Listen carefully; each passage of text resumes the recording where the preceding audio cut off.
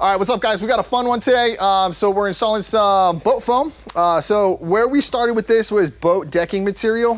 Boat decking, exactly what it sounds like. So the stuff you walk on your boat, but we're taking it into the UTV and the power sports applications. Obviously, weather stripping is something we'd use, metal on metal, makes a lot of noisy vibrations as you're going down a trail. So we went into boat decking to help reduce the noise and also give it that color combinations, aesthetic aspects.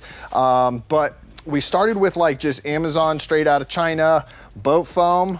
We were using a ton of it. We were having a ton of waste because we need to cover surface areas and line up our seams the right way. So that's kind of evolved into my buddy Jabin's got this great company out of Parker, Colorado. It's called All Terrain Foam. And what he's able to do is measure the applications we're using it on and cut us out custom pieces. So they look a little bit something like this. We're gonna be installing it on some Moto Armor 4-seat turbo doors. So it's like Polaris XP1000, Turbo, Turbo S, all the same doors, but custom ones for that. So 2 pieces for the doors, and then we also are doing a roof today from TQR Fab. So stick around and like and subscribe.